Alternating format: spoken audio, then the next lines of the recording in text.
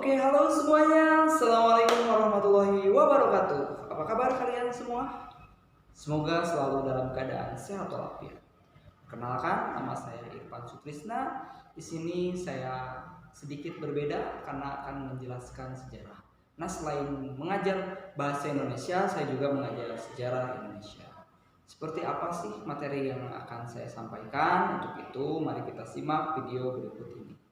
Oke, langsung saja kepada materi. Materi yang akan disampaikan adalah sejarah, ya.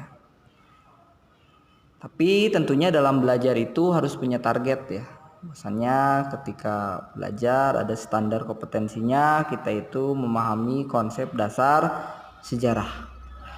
Ada kompetensi dasarnya, jadi setelah kita mempelajari sejarah itu kita memahami pengertian sejarah, apa itu sejarah, unsur-unsur yang terdapat dalam sejarah itu apa saja, manfaat sejarah dalam kehidupan sehari-hari.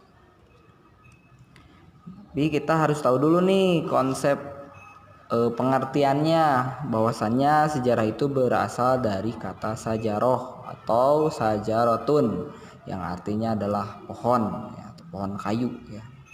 Pohon itu jika dianalogikan itu adalah menggambarkan pertumbuhan yang terus-menerus dari bumi ke udara, mempunyai cabang, dahan, daun, kembang ataupun bunga, bahkan buah.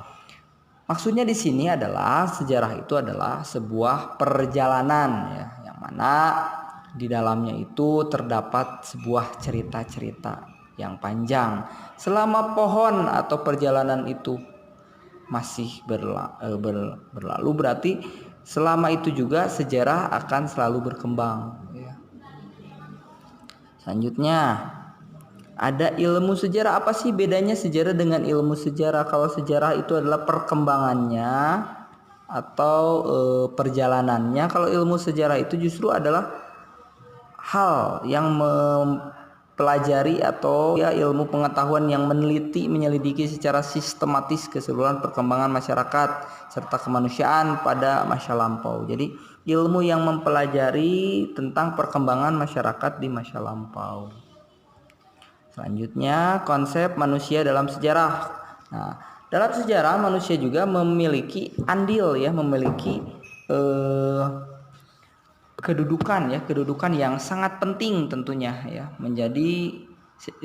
menjadi bagian yang paling utama dalam sejarah, karena tanpa manusia tentunya tidak akan ada sejarah, atau sejarah pun akan menjadi kosong atau hampa. Selanjutnya ada unsur-unsur yang terdapat dalam sejarah. Ada unsur apa saja sih? Pertama ada unsur generalisasi, ya. Kedua adalah unsur diakronis. Yang ketiga unsur sinkronis. Yang keempat unsur periodisasi. Yang kelima kronologi, ya. Apa saja sih unsur-unsur tersebut? Yang pertama ada unsur generalisasi atau kejadian yang menampilkan kasus umum. Maksudnya apa sih? Maksudnya adalah pekerjaan yang menyimpulkan dari khusus ke umum, ya. Atau sejarah juga memerlukan penyimpulan umum, ya. Bahwasannya sejarah sering dipakai untuk mengecek teori yang lebih luas, ya. Bahwasannya sejarah itu tidak boleh untuk objektif, ya. Jadi menyeluruh, kita lihat dari beberapa sudut pandang. Selanjutnya ada unsur diakronis. Apa itu? Memanjang dalam waktu yang terbatas dalam ruang. Jadi maksudnya memanjang dalam waktu. Jadi ada waktu yang panjang tetapi terbatas dalam ruang. Ada ruang waktu yang khusus misalnya.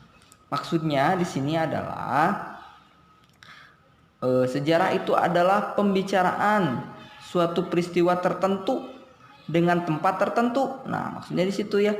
Jadi nggak boleh ketika menjelaskan sebuah sejarah apa, ya, tentang sejarah yang sesuai dengan yang kita bahas atau kita bicarakan. Selanjutnya ada unsur sinkronis, mempelajari atau mengkaji struktur karakter peristiwa sejarah. Maksudnya di sini adalah sejarah adalah mengkaji, ya, segala sesuatu yang berkenaan dengan sebuah peristiwa sejarah, ya. Ini juga tentunya mengamati kehidupan sosial secara luas dari berbagai dimensi, ya.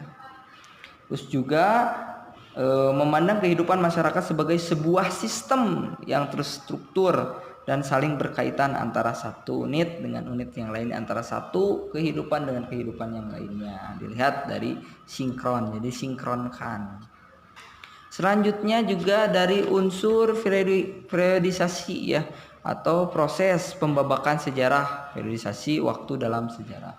Maksudnya apa nih? Jadi pembabakan di sini adalah sesuatu hal yang melakukan penyederhanaan pengetahuan peristiwa sejarah secara kronologis, atau juga pengertian sejarah yang melalui sistematika ilmu pengetahuan yang memudahkan klasifikasinya. Nah itu ya, jadi periodisasi itu ada klasifikasinya. Ini klasifikasi masa lalu, ini klasifikasi masa yang akan datang dan sebagainya ya. Jadi ada periodisasi ya, atau ada klasifikasinya. Selanjutnya sejarah ada unsur kronologi, urutan waktu dalam sejarah. Nah kronologi ya jelas ya, jadi bahwasannya adalah menghindari ya kerancuan waktu dalam sejarah ya. Jadi udah jelas kronologinya ya. Dengan memahami konsep kronologi tersebut, peristiwa-peristiwa sejarah yang terjadi di masa lalu dapat direkonstruksi ya kembali secara tepat berdasarkan urutan waktu terjadinya ya. Oke, selanjutnya ada konsep sejarah. Konsep-konsep sejarah ini ada beberapa hal. Sejarah sebagai ilmu, sejarah sebagai peristiwa, sejarah sebagai seni. Sejarah sebagai ilmu, sebuah susunan pengetahuan peristiwa yang berkembang berdasarkan prosedur dan metode sejarah. Maksudnya adalah bahwasannya di sini sejarah sebagai ilmu menjelaskan pengetahuan tentang masa lalu yang berusaha menentukan dalam mewariskan pengetahuan mengenai masa lalu kepada masyarakat yang ingin mengetahui hal yang belum mereka ketahui. Jadi bahwasannya sebagai ilmu ini adalah edukasi pengetahuan, edukasi sejarah kepada orang yang belum mengenal suatu peristiwa. Itu ya. Terus ada juga sejarah sebagai peristiwa, suatu hal yang terjadi pada masyarakat di masa lampau. Maksudnya adalah bahwasannya dilihat dari sejarah itu ada peristiwa apa saja sih yang pernah terjadi, yang mana digambarkan kembali, seperti misalnya ada peristiwa pendidikankah sebelumnya, ada peristiwa apa saja, yang jelas peristiwa-peristiwa tersebut berhubungan dengan kehidupan manusia baik secara individu maupun kelompok. Dalam sejarah sebagai peristiwa ini juga memperhatikan dimensi ruang dan waktu, kapan dan di mana. Nah itu ya yang menjelaskannya, misalnya di mana terjadinya, kapan dan sebagainya ya. Peristiwa tersebut juga dapat dikaitkan dengan peristiwa yang lainnya. Ada hubungan sebab akibat ya. Sebabnya kenapa, akibatnya akan terjadi apa dan sebagainya, itu ya. Sejarah sebagai peristiwa. Lalu sejarah sebagai seni. Maksudnya apa nih sejarah sebagai seni? Sejarah sebagai seni ini adalah sejarah yang harus dikemas dengan baik saat disampaikan melalui estetika dan keindahan. Bahwasanya sejarah juga adalah sesuatu hal yang memang harus disampaikan secara unik dan juga menampilkan unsur keindahan, karena sejarah itu memerlukan juga imajinasi ya, yang mana sangat penting menyusun deskripsi sejarah dalam penyusunannya, dalam penyampaiannya. Sejarah juga memerlukan gaya bahasa ya. Ketika menyampaikan sejarah tentunya kita juga harus menampilkan sebuah gaya bahasa yang menarik dan tidak tergantung kepada gaya penyampaiannya. Maksudnya di sini adalah menggunakan bahasa-bahasa yang efektif, dan bahasa yang sederhana ya, yang tidak bertele-tele. Itu ya konsep sejarah.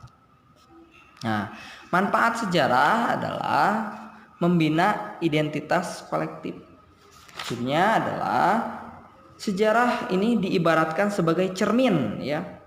Sejarah memberikan gambaran kepada manusia akan identitas dirinya sendiri. Jadi ketika kita melihat sejarah, oh sejarah ini seperti ini, apa dampaknya kepada orang lain, sehingga kita juga mampu menafsirkan bahwasannya ketika kita melakukan hal yang seperti itu tidak baik juga untuk diri sendiri, bahkan untuk orang lain. Terus sejarah sebagai sumber inspiratif, di mana ketika kita mengetahui tentang sejarah ya, kita juga sebagai sesuatu hal yang perlu kita panuti, hal yang perlu kita tiru, hal yang perlu kita contoh.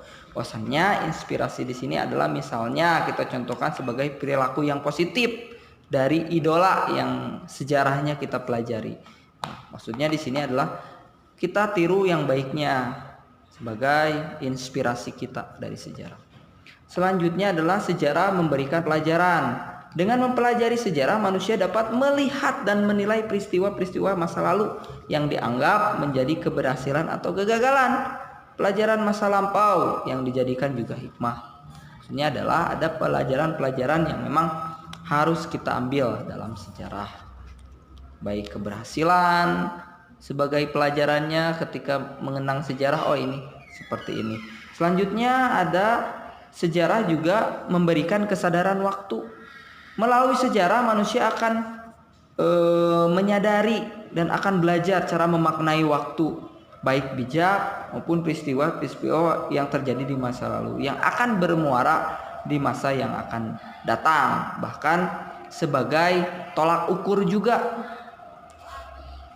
kejadian-kejadian yang akan kita hadapi. Mungkin itu yang dapat saya sampaikan mengenai pembelajaran sejarah. Sekian dan terima kasih. Assalamualaikum warahmatullahi wabarakatuh. Apa bade pak? Apa bade? Bade syuting? Bade syuting? Oh. Oh iya.